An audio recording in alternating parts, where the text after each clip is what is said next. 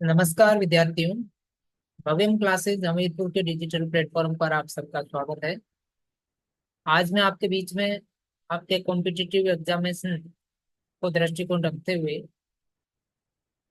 भारत के इतिहास से संबंधित एक बहुत ही महत्वपूर्ण टॉपिक लेकर के उपस्थित हुआ हूँ। HP police, patwari, HP TET commission, HP allied, SSC आदि तमाम भर्ती परीक्षाओं के लिए आज का हमारा ये टॉपिक बहुत ही महत्वपूर्ण साबित होगा। वर्तमान परीक्षाओं के बदलते हुए पैटर्न को देखते हुए इतिहास से रिलेटेड आपकी परीक्षा में जो सवाल पूछे जाते हैं उन सवालों की श्रृंखला में भारत के इतिहास के टॉपिक को लेकर के मैं हमेशा आपके बीच में भव्यम क्लासेज हमीरपुर के यूट्यूब चैनल पर और मोबाइल एप्लीकेशन पर भी उपस्थित रहूंगा। गूगल प्ले स्टोर पर जाकर के भव्यम क्लासेज दिल्ली का मोबाइल एप्लीकेशन आप डाउनलोड करना ना भूलें। तो आइए शुरू करते हैं इतिहास का आज का एक बहुत ही खास और रोचक टॉपिक। बिना किसी देरी के भारत के इतिहास में सबसे पहले हम पढ़ेंगे प्राचीन भारत का इतिहास। और प्राचीन भारत के इतिहास का एक बहुत ही महत्वपूर्ण टॉपिक है सिंधु घाटी सभ्यता, इंडस वैली सिविलाइजेशन। मित्रों, सिंधु घाटी सभ्यता की यदि बात की जाए तो सबसे पहले हमें ये जानना पड़ेगा कि इसको सिंधु घाटी सभ्यता क्यों कहते हैं। मोस्टली सबसे पहला सवाल ये है क्योंकि इस सभ्यता का जो विकास हुआ था वो सिंधु नदी के किनारे हुआ था, इसलिए इसे सिंधु घाटी सभ्यता के नाम से भी जाना जाता है। तो परीक्षा की दृष्टि से जो सबसे पहला सवाल है वो है सिंधु घाटी सभ्यता। और सिंधु घाटी सभ्यता इसलिए कहते हैं क्योंकि इस सिविलाइजेशन का डेवलपमेंट सिंधु नदी के तट पर हुआ था। इसके बाद में हमें यह भी मालूम है कि सिंधु घाटी सभ्यता को हड़प्पा सभ्यता के नाम से भी जाना जाता है। हड़प्पा सभ्यता के नाम से इसलिए जाना जाता है क्योंकि सिंधु घाटी सभ्यता की जानकारी के लिए जो सबसे पहला स्थल खोजा गया था वो हड़प्पा था, इसलिए इस सभ्यता को हड़प्पा सभ्यता के नाम से जाना जाता है। क्योंकि सिंधु घाटी सभ्यता की जो सबसे पहली जानकारी मिलती है वो हड़प्पा नामक जगह से मिलती है, इसलिए सिंधु घाटी सभ्यता को सिंधु घाटी सभ्यता और हड़प्पा सभ्यता के नाम से भी जाना जाता है। इसके बाद हम इतिहास के कालक्रम की दृष्टिकोण से यदि देखें तो सिंधु घाटी सभ्यता का विकास यानी कि हड़प्पा सभ्यता का जो विकास माना जाता है, इसका जो कालक्रम माना जाता है वो आपके 2500 ईसा पूर्व से लेकर के 1750 ईसा पूर्व तक माना जाता है।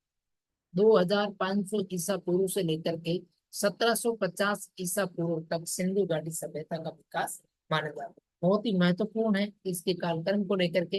इसके बाद में हम जो वैदिक सभ्यता पढ़ेंगे उसका कालक्रम भी आपको अच्छी तरीके से मालूम होना चाहिए।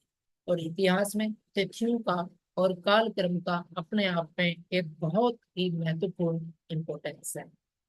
इसकी महत्ता को दृष्टिगोचर रखते हुए हम लोग ये भी देखेंगे कि सिंधु की जो सभ्यता है, हड़प्पा की जो सभ्यता है, वो विश्व की सबसे पहली शहरी सभ्यता है।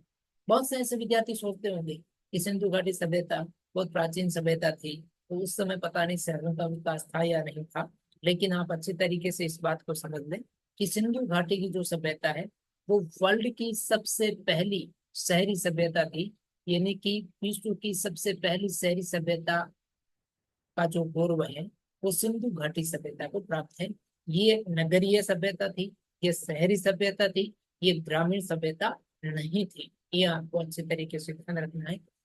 इसके बाद में हम वैदिक सभ्यता के बारे में देखेंगे तो वैदिक सभ्यता एक ग्रामीण सभ्यता थी, जबकि इसके अपोजिट सिंधु घाटी सभ्यता या हड़प्पा सभ्यता शहरी सभ्यता थी, नगरीय सभ्यता थी। ये आपको अच्छे तरीके से ध्यान रखना है। परीक्षा में कई बार इस सवाल को पूछा गया। उसके बाद में हम बात करते हैं कि ये जो सिंधु घाटी सभ्यता है इसकी जो पहली बार जानकारी है वो कब मिली थी। यानी कि सिंधु घाटी सभ्यता की जो प्रथम जानकारी है वो 1826 में यानी कि 1826 के अंदर मिली थी। 1826 के अंदर चार्ल्स मेसन ने इसका सबसे पहले पता लगाया था और इसकी जानकारी सबसे पहले 1826 में मिली। इसके बाद में इसका जो पहला स्थल जो खोजा गया था वो था हड़प्पा। और इस हड़प्पा नामक जगह की जो खोज की थी ये की थी दयाराम सहानी ने। और दयाराम साहनी ने हड़प्पा की खोज 1921 में की थी, यानी कि 1921 में की थी। 1921 में सिंधु घाटी का पहला शहर, पहला स्थल हड़प्पा को खोजा गया, और यहीं से हमें सिंधु घाटी सभ्यता के बारे में विस्तृत रूप से जानकारी मिलती है। इसलिए मित्रों, सिंधु घाटी सभ्यता को हड़प्पा सभ्यता के नाम से भी जाना जाता है। और इस हड़प्पा नामक जगह को खोजने का जो श्रेय दिया जाता है, वो दिया जाता है दयाराम साहनी को। हालांकि उस समय भारतीय पुरातत्व सर्वेक्षण संस्थान के जो अध्यक्ष थे वो जॉन मार्शल थे। उनके समय में ये खुदाई हुई थी, और 1921 में दयाराम साहनी ने हड़प्पा नामक जगह को खोजा था। ये सिंधु घाटी सभ्यता का पहला सबसे प्राचीन नगर था जिसकी सबसे पहले खोज की गई। इसीलिए ही इसको हड़प्पा सभ्यता के नाम से जानते हैं। तो सिंधु घाटी सभ्यता, सिंधु नदी के तट पर हड़प्पा नामक नगर से पहली बार जानकारी, इसलिए इसको हड़प्पा सभ्यता कहते हैं। इसका विकास 2500 ईसा पूर्व से 1750 ईसा पूर्व तक हुआ। विश्व की सबसे पहली शहरी सभ्यता थी, नगरीय सभ्यता थी। और इसकी प्रथम जानकारी 1826 चार्ल्स मैसन के समय में। 1921 में भारत में इसका पहला जो स्थान खोजा गया था वो दयाराम साहनी के नेतृत्व में हड़प्पा नामक जगह को खोजा गया था। भारतीय पुरातत्व सर्वेक्षण के उस समय के जो अध्यक्ष थे वो जॉन मार्शल थे। तो ये कुछ सिंधु घाटी सभ्यता की महत्वपूर्ण जानकारी थी। सिंधु घाटी सभ्यता के विकासात्मक इतिहास के बाद में इससे जुड़े हुए परीक्षा में जो सबसे इम्पोर्टेंट सवाल आता है, वो सवाल आता है कि सिंधु घाटी सभ्यता का समाज कैसा था, वहां के लोग कैसे थे, लोगों की सोसाइटी कैसी थी, समाज कैसा था। तो आइए जानते हैं हम इसकी अगली कड़ी के अंदर सिंधु घाटी सभ्यता में सामाजिक विकास किस तरीके से हुआ। यह भी बहुत ही महत्वपूर्ण चीज। सिंधु घाटी सभ्यता की यदि बात की जाए मित्रों, तो सबसे इम्पोर्टेंट चीज ये है कि हड़प्पा सभ्यता या सिंधु घाटी सभ्यता मात्र सत्तात्मक सभ्यता थी। ये आपको अच्छी तरीके से ध्यान। सिंधु घाटी सभ्यता या हड़प्पा सभ्यता मात्र सत्तात्मक सभ्यता थी। सिविलाइजेशन के डेवलपमेंट दौर में या किसी भी समाज में अगर हम सामाजिक जीवन की बात करेंगे, कोई भी समाज या तो पितृ सत्तात्मक समाज हो सकता है या मात्र सत्तात्मक समाज हो सकता है। हड़प्पा सभ्यता और सिंधु घाटी सभ्यता के बारे में यदि आपसे कोई सवाल पूछे तो आपका आंसर होना चाहिए कि ये सभ्यता मात्र सत्तात्मक सभ्यता थी। इसके साथ साथ सैंधव समाज को या इंडस वैली सिविलाइजेशन की सोसाइटी को महत्वपूर्ण 4 वर्गों में बांटा हुआ था। यानी कि वहां का जो सामाजिक जीवन था उसमें 4 वर्ग थे, या यह 4 वर्गों में बंटा हुआ था। सबसे पहले विद्वान वर्ग थे इसमें कुछ, उसके बाद में योद्धा भी थे इसमें, जिसको आप क्षत्रिय कहते हैं, विद्वानों को ब्राह्मण कह सकते हैं। इसमें व्यापारी, वैश्य और शिल्पी वर्ग भी था, और श्रमिक वर्ग भी था जिसको शूद्र भी कहते हैं। तो विद्वान, योद्धा, व्यापारी यानी कि शिल्पी, और श्रमिक, ये 4 वर्गों के अंदर सैंधव सभ्यता का समाज बंटा हुआ था। यदि हम सामाजिक जीवन में लोगों के भोजन की बात करें कि उस समय के लोग क्या खाते थे, तो सिंधु समाज के लोगों की तो महत्वपूर्ण भोजन के बारे में बात करेंगे तो सिंधु समाज के लोग शाकाहारी भी थे और मांसाहारी भी थे। यानी कि शाकाहारी के साथ साथ वो मांस भी उस समय खाते थे। मांसाहारी और शाकाहारी दोनों ही प्रकार के लोग सैंधव समाज के अंदर पाए जाते थे। यह भी एक बहुत ही महत्वपूर्ण सवाल है, ये आपको ध्यान रखना है। इसके बाद में सामाजिक सिस्टम का एक बहुत महत्वपूर्ण अंश था, और वो अंश था सैंधव समाज की समाधान प्रणाली। वहां का जो शव था, उनका जो शव का सिस्टम था, दफनाने का सिस्टम था या जलाने का सिस्टम था, या किस तरीके का प्रकार, किस सिस्टम से वो चलाते थे, तो ये भी एक बहुत महत्वपूर्ण सवाल परीक्षा की दृष्टि से बन जाता है। तो सैंधव समाज के अंदर 3 प्रकार की समाधान प्रणाली थी। सबसे संबंधित 3 प्रकार के सिस्टम थे। सबसे पहला सिस्टम था आपका पूर्ण समाधान जिसको कहते हैं। उसके बाद दूसरा सिस्टम था जिसको आंशिक समाधान कहते हैं, और तीसरा था दाह संस्कार। ये 3 प्रकार के समाधान का सिस्टम था। सबसे पहले पूर्ण समाधान जो था, उसका मतलब था कि शव को कब्र में स्थायी रूप से दफना दिया जाता था, और इसको ही पूर्ण समाधान के नाम से जाना जाता है। इसके बाद में आंशिक का मतलब होता है कि आदमी की डेथ के बाद में उसके शव को जंगल में फेंक दिया जाता था, और जंगल में फेंके हुए उस शव को पशु और पक्षी खा लेते थे, और उसके बाद में उस शव का जो भी अंश या हड्डियां बचती थी उन हड्डियों को दफना दिया जाता था। इस तरीके से इसको आंशिक समाधान कहा गया। पूर्ण समाधान में तो पूरा जो सब होता था, डेड बॉडी होती थी, उसको कब्र के अंदर दफना दिया जाता था। लेकिन आंशिक समाधान के अंदर आदमी की डेथ के बाद में, यानी कि व्यक्ति की डेथ के बाद में, उसको जंगल में उसके शव को, डेड बॉडी को फेंक दिया जाता था और पशु पक्षी उसको खा लेते थे। खाने के बाद में उसकी जो भी हड्डियां और जो भी अंश या अवशेष बचते थे, उनको दफना दिया जाता था। तो इस तरीके के समाधान के सिस्टम को आंशिक समाधान के नाम से जाना जाता है। इसके बाद में मेन इंपॉर्टेंट चीज थी दाह संस्कार, तीसरा सिस्टम है इसका। इसमें डेड बॉडी को जलाने की परंपरा थी, यानी कि सब को जला दिया जाता था। ये सिंधु समाज का समाधान का तीसरा प्रकार। तो तीन तरीके से समाधान करते थे: पूर्ण समाधान, आंशिक समाधान और दाह संस्कार का समाधान। ये परीक्षा में भी कई बार पूछे जाते हैं, तो बहुत ही महत्वपूर्ण चीज है।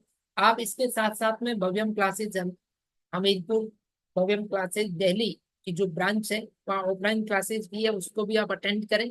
और इसके साथ साथ में आप भव्यम क्लासेज दिल्ली के मोबाइल ऐप को भी गूगल प्ले स्टोर से जरूर डाउनलोड करें।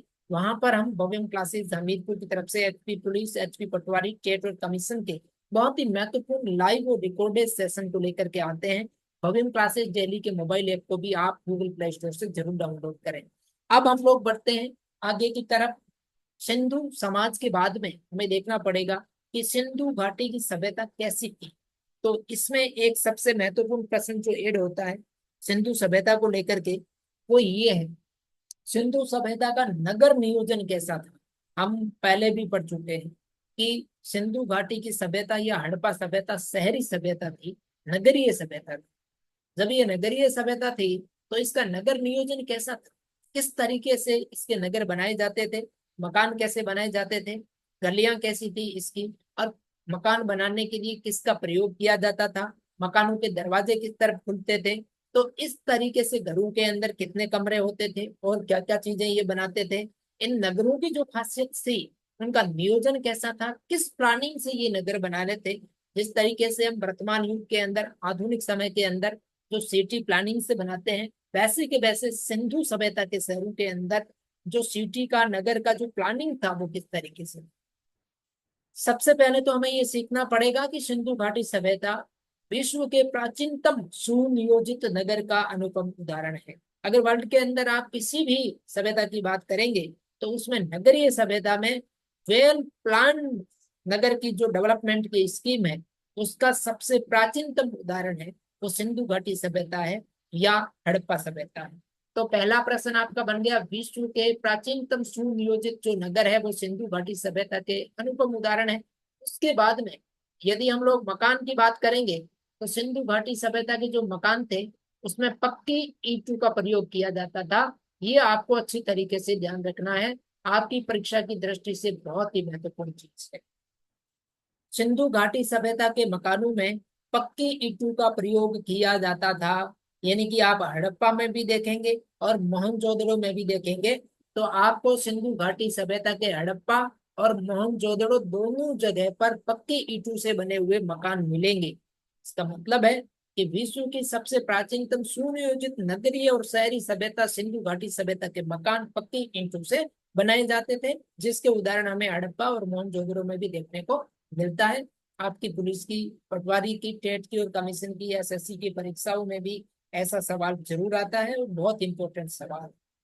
मकान के दरवाजों की यदि हम बात करें, घरों में जो मकान बने होते थे, उन मकान के दरवाजे थे वो पीछे गली की तरफ खुलते थे। ये बहुत ही महत्वपूर्ण चीज, सिंधु घाटी सभ्यता के अंदर जो मकान थे उनके दरवाजे पीछे गली की तरफ खुलते थे। इसका मतलब है कि मेन रोड की तरफ उनके दरवाजे नहीं खुलते थे।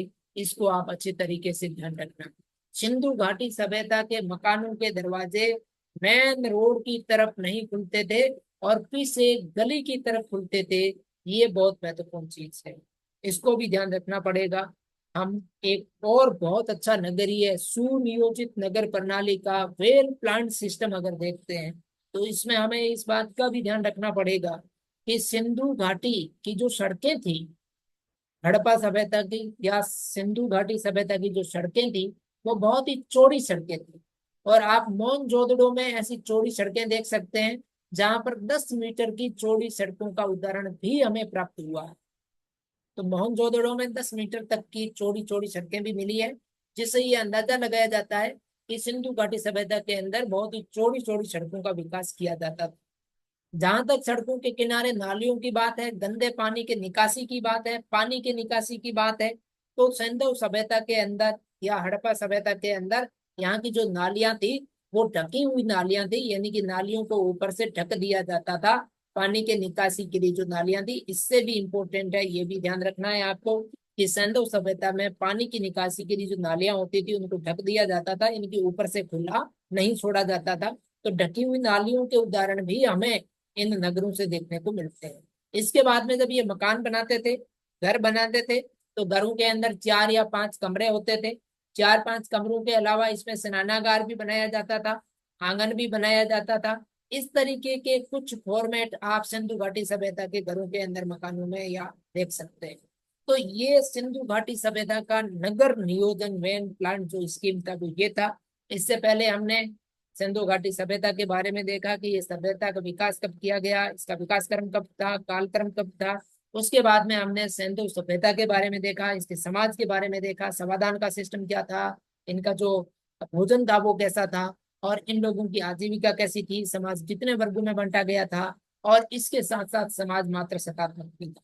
और आखिर में हमने देखा कि ये नगरीय सभ्यता थी, शहरी सभ्यता थी, तो इसका नगर का नियोजन कैसा था, इसका प्लानिंग कैसा था।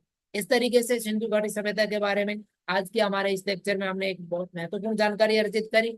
मैं आशा करूंगा कि ये वीडियो आपकी परीक्षा के लिए बहुत ही उपयोगी और यूजफुल साबित हो। आप भविम क्लासेज डेली के यूट्यूब चैनल को भी सब्सक्राइब करें, और गूगल प्ले स्टोर पर जाकर के भविम क्लासेज डेली के मोबाइल एप्लीकेशन को डाउनलोड करना न भूलें।